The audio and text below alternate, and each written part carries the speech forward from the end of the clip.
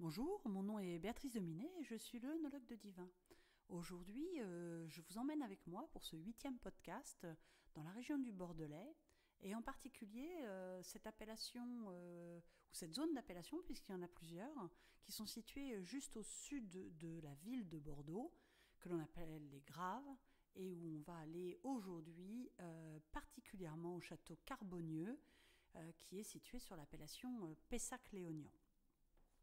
Alors, cette appellation des Graves, elle est ancienne et elle vient en fait d'un nom qui est lié au terroir.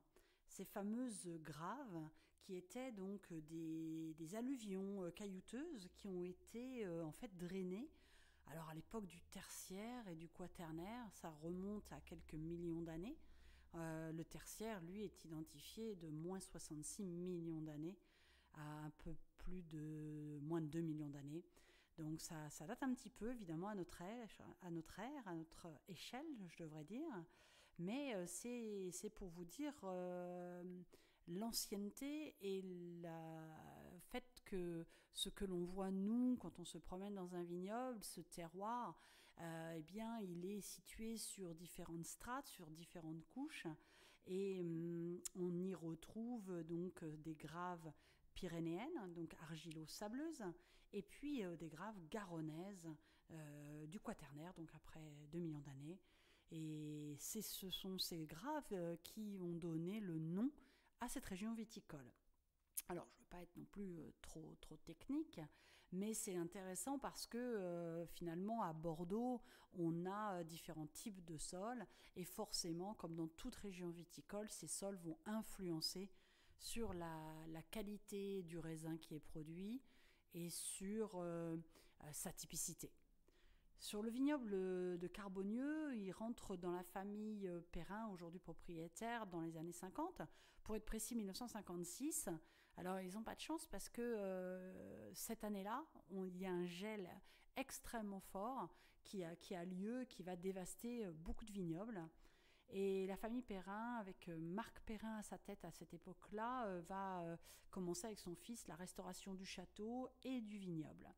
Et puis, ils vont replanter régulièrement jusqu'à aujourd'hui. On passe de 45 hectares dans les années 70 à 70 hectares dans les années 80, pour atteindre aujourd'hui environ 95 hectares. Sur ces 95 hectares, 42 sont consacrés au vin blanc, enfin au raisin blanc. Et nous, aujourd'hui, à la carte de Divin, nous avons le Carbonieux blanc.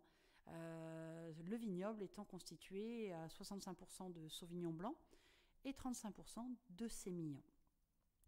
Sauvignon étant planté plus sur les graves profondes et quelques graves fines d'argilo-calcaire, alors que le Sémillon, lui, se retrouve sur les argilo-calcaires, qui vont donner du gras, de la rondeur. Donc ce vin, ce château Carbonieux, fait partie des grands crus classés de Graves. C'est une appellation qui a été créée dans les années 50, je crois 1959 si j'ai bonne mémoire, et qui va classer des vins blancs et des vins rouges. Certains domaines ont la chance d'être classés dans les deux couleurs, ce qui va être le cas de Carbonieux, qui est grand cru classé en blanc et en rouge. Certains domaines ne le seront qu'en rouge ou d'autres qu'en blanc. En 1987, on voit l'appellation Pessac-Léognan apparaître, et la famille Perrin est très impliquée puisque depuis 2017, Philippe Perrin est donc président de l'association, enfin de l'appellation Pessac-Léognan. C'est un domaine qui est très engagé au niveau de la démarche qualité respectueuse de l'environnement, puisqu'ils sont passés donc ce qu'on appelle en HVE 3, c'est-à-dire haute valeur environnementale numéro 3. Le vin que nous avons à la carte et dont je veux vous parler en particulier aujourd'hui, donc c'est Château Carbonieux 2017. C'est un vin qui a des reflets verdâtres sur une robe qui est très pâle, mais ça c'est assez caractéristique de ce château, avec un nez qui est très élégant, assez développé, des notes fraîches pour démarrer, des notes de Kombava, ce fameux citron qui ressemble à un citron vert, mais qui est très aromatique.